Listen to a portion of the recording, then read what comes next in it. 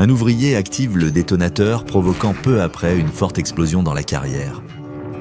Quand la poussière retombe, les 3 ouvriers observent le tas de pierres qu'ils devront évacuer dans les jours et semaines à venir.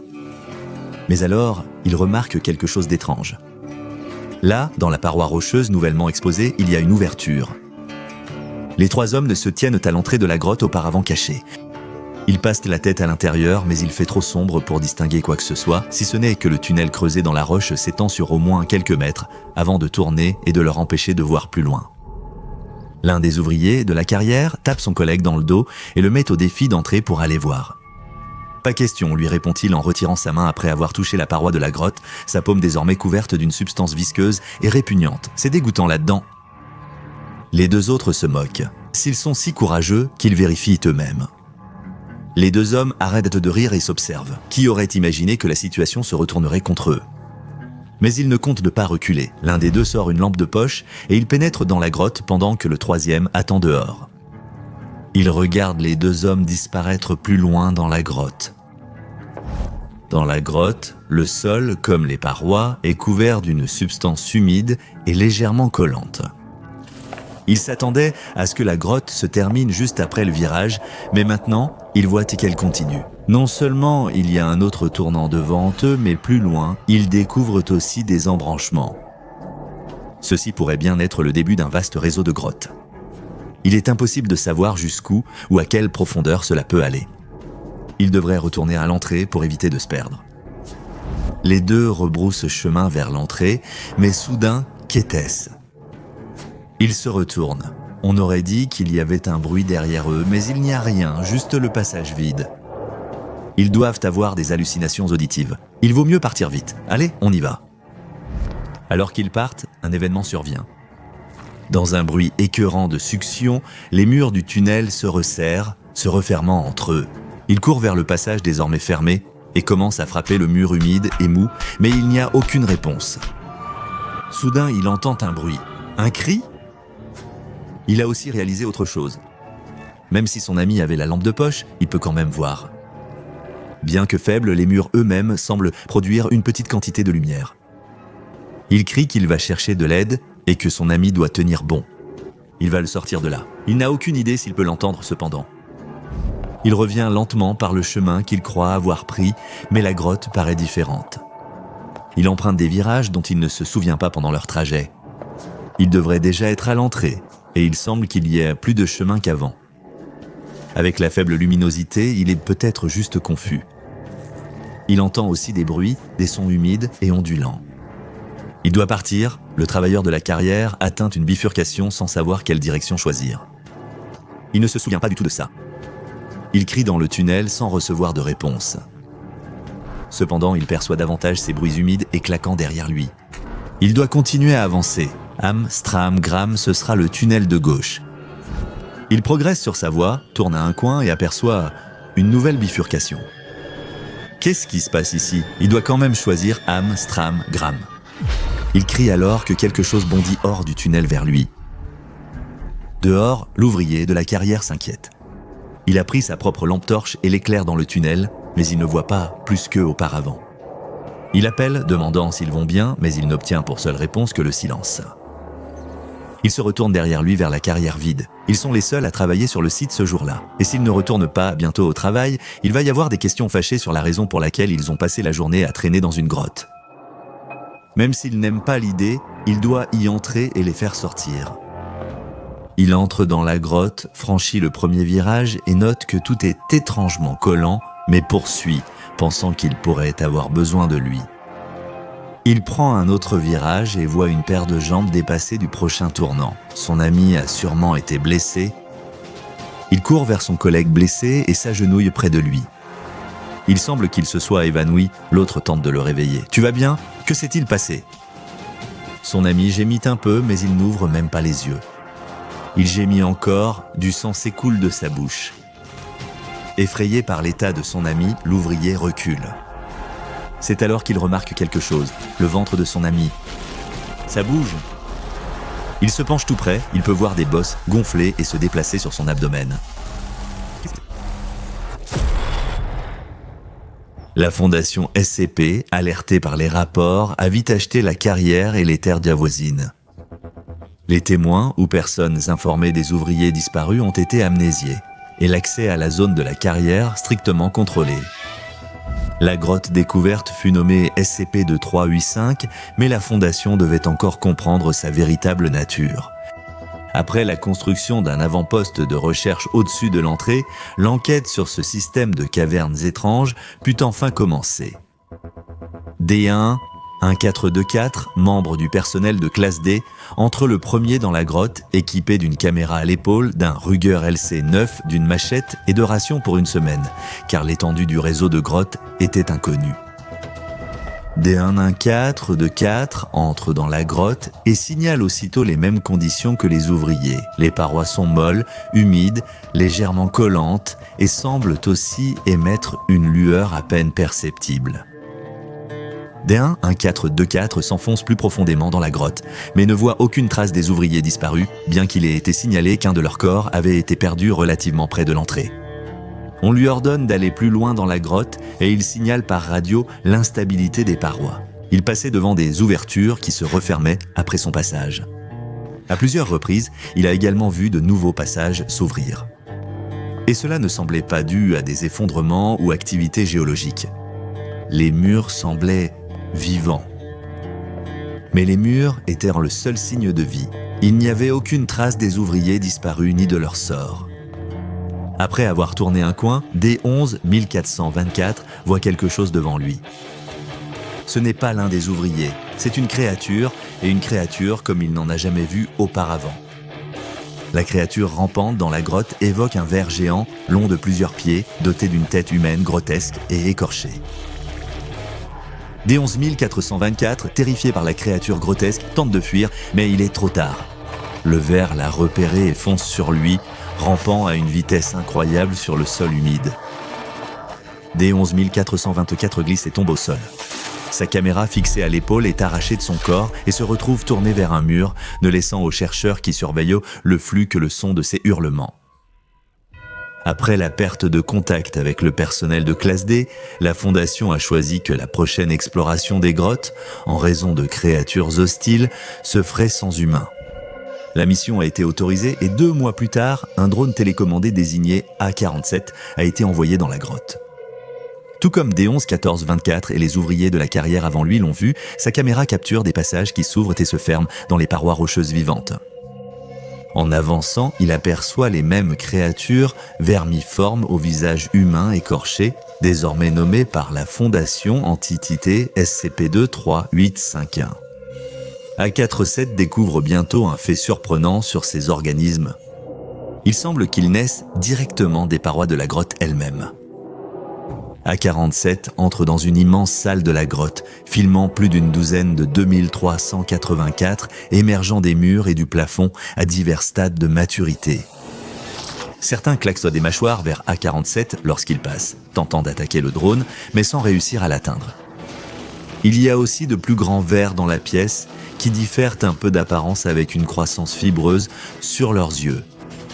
Les chercheurs estiment que ces entités diffèrent assez des versions plus petites pour mériter une classification à part sous le nom SCP-2385-2.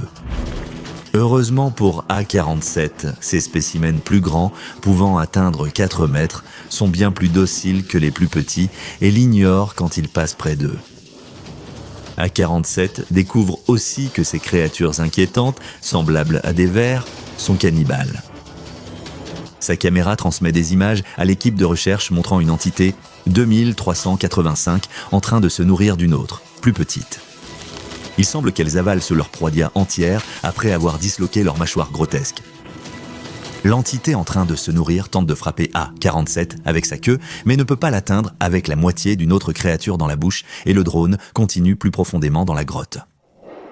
Au moment où A47 entre dans la chambre suivante, un exemplaire 23851 qui pousse depuis le plafond tombe juste devant lui, ne laissant aucun moyen au drone de le contourner dans cette partie étroite de la grotte. A47 se retourne pour chercher une issue, mais sa caméra filme le passage qui se referme devant lui. A47 est piégé. L'entité 2385 fonce vers le drone télécommandé et l'attaque, le mordant et le frappant avec sa puissante queue. Elle essaie de le consommer, mais échoue à avaler le drone trop gros, puis abandonne le robot endommagé pour mort et s'enfonce dans la grotte. Le drone endommagé reste immobile sur le sol de la grotte pendant plusieurs heures, sa caméra diffusant jusqu'à ce que la dernière goutte de batterie soit finalement sur le point de s'épuiser. Peu avant de cesser d'envoyer des signaux à la station de recherche, il capte toutefois quelque chose. Le mur à côté de A47 s'ouvre et deux des entités SCP-23852 les plus grandes émergent du nouveau passage. L'une d'elles s'approche de A47, tandis que l'autre examine le mur à côté avec sa tête. Il semble que les entités les plus grandes soient en réalité capables de créer de nouveaux passages dans la grotte, ou du moins d'ouvrir des portes entre ceux qui existent déjà. Avec ces dernières réserves, A47 transmet une image remarquable. De l'ouverture, créée par l'entité 23852, apparaît D11 1424. Il est sale, débraillé, arbore une barbe d'1 mois et brandit une machette. Le mur cède sous les coups de l'entité -2, laissant sortir le groupe. C'est la dernière chose que Alpha 47 transmet à la Fondation. 2 mois plus tard, après plusieurs autres missions ratées, il y eut enfin un succès. Un individu SCP-2, 3852, approché de l'entrée, a été récupéré puis amené sur un site de la Fondation où une caméra a été implantée dans sa tête. L'entité, qui a été désignée comme sujet alpha ou sujet alpha, a ensuite été amnésiée et relâchée dans les grottes 2385, permettant ainsi aux chercheurs de surveiller son comportement alors qu'elle se déplaçait dans son environnement d'origine. Les chercheurs ont vu sujet alpha traverser la grotte et s'arrêter dans une salle remplie de jeunes 2385. La plus grande entité s'est approchée de plusieurs d'entre eux et a semblé frotter son visage contre le leur avant de continuer, ce qui semblait avoir un effet apaisant sur les versions plus petites extrêmement agressives. En avançant dans les tunnels, Sujet Alpha voit des 2385-1 se nourrir d'un 2385 mort. Il semble que lorsque les 2385-1 ne peuvent pas avaler leur proie entière, ils s'enfouissent dans le corps et la consomment de l'intérieur vers l'extérieur. Heureusement, ils sont trop absorbés par leur repas pour prêter attention à Sujet Alpha et il peut passer sans encombre. Sujet Alpha rencontre ensuite 2385-2 et tous trois voyagent ensemble dans les grottes. Ils sont vite attaqués par un plus petit, mais le groupe le plaque au sol avec leur queue, permettant à Sujet Alpha de le renifler. Tout comme avec ceux qui naissent du mur, cela semble calmer la créature, mais il y a aussi un autre effet. À mesure que 23851 devient plus docile, les mêmes excroissances vibrant fibreuses que sur les grandes entités 2385-2 commencent à pousser sur ses yeux. Est-ce ainsi que les 2385-2 sont créés ? Le groupe de -2 continue son voyage à travers les tunnels, s'arrêtant souvent pour tâter les murs afin d'ouvrir de nouveaux passages. Il semble qu'ils cherchent en quelque chose, regardant autour d'eux dans chaque nouvelle pièce qu'ils entrent avant de continuer. Ils trouvent finalement quelque chose, mais ce n'est pas ce qu'ils cherchaient. Ils arrivent dans une nouvelle partie de la grotte où la plus grande entité SCP-23852-1 jamais vue bloque le passage. Elle est aussi grande que les -2, dépassant 7 mètres et pesant environ 400 kg. Elle paraît très hostile, mais les -2 savent instinctivement que pour avancer, il faut passer devant ce gigantesque -1. Le trio frotte leurs têtes ensemble comme s'ils se disaient un dernier adieu avant qu'un des -2 ne fonce droit devant. Le -1 le neutralise vite avec sa queue puissante et ses mâchoires. Il se nourrit du -2, laissant à Société Anonyme et son compagnon le temps de passer. Alors que le duo avance, l'autre est attaqué depuis un tunnel latéral par un groupe de -1 féroces de taille normale. Société Anonyme ne peut rien faire pour aider. Il semble accélérer le pas et continue, mais en tournant un coin, il se retrouve face à face avec un autre grand spécimen de -1. Il prend un tunnel latéral pour l'éviter, mais aboutit dans une impasse. Il cherche un passage sur le mur, mais le -1 fonce vers lui sans qu'aucune issue ne s'ouvre. Il se retourne résigné, tandis que les -1 attaquent. Mais alors, quelque chose d'autre arrive dans le tunnel. C'est D1 1424 avançant avec sa machette levée, ses cheveux et barbe longs et ébouriffés. Il commence à se battre contre la grande entité Dashen, la taillant avec sa machette jusqu'à ce qu'elle meure enfin. Avec la créature féroce maintenant morte, il s'agenouille à côté de Société Anonyme et commence à lui caresser la tête d'une manière apaisante. « Et petit, ça va ?» dit-il en caressant le 2385-2. Tu vas bien, lève-toi, je sais où c'est, viens. Société Anonyme lutte à cause de ses blessures, mais parvient à suivre D11 1424 alors qu'il le guide à travers les tunnels. D11 1424 s'arrêtant à un moment pour découper un morceau des parois charnues et le consommer. Les tunnels mènent à une grande salle semblable aux autres grottes, sauf qu'un énorme orbe lumineux occupe son centre. C'est une belle sphère lumineuse d'environ 10 mètres de diamètre. « Nous y sommes », dit la classe D à Société Anonyme, en faisant un geste vers l'orbe, c'est bon. Société Anonyme se serre contre D11 1424, probablement pour le remercier de lui avoir sauvé la vie, puis agit instinctivement. Le flux de la caméra montre qu'il a commencé à ramper vers la sphère, puis après une brève pause, a commencé à s'y introduire. La caméra a enregistré la lumière éclatante de l'orbe engloutissant Société Anonyme et la caméra implantée avant que le flux ne s'interrompe finalement. La fondation SCP apprendra plus tard que le même jour, à Elgin, Illinois, une femme locale a été hospitalisée après avoir signalé des douleurs abdominales. Lors de l'opération d'urgence, les médecins ont découvert l'inattendu. Une micro-caméra s'était retrouvée incrustée dans son corps et des investigations ont montré qu'elle portait le même numéro de série que celle implantée dans Sujet Alpha. Après cet événement, SCP-2385, anciennement Euclide, a été reclassé Keter. Un site d'observation a été construit à la carrière, sans autres expéditions humaines autorisées. Bonne nouvelle, quelque temps après, D11 1424 est finalement sorti des grottes. A été repris en charge par la Fondation SCP et continue à participer à des missions d'exploration pour le compte de la Fondation à ce jour. Allez maintenant regarder SCP-002, le salon, pour découvrir un autre endroit étrange qui pourrait bien être plus qu'il n'y paraît. Et assurez-vous de vous abonner et d'activer les notifications pour ne manquer aucune anomalie alors que nous plongeons toujours plus loin dans les archives classifiées de la Fondation SCP.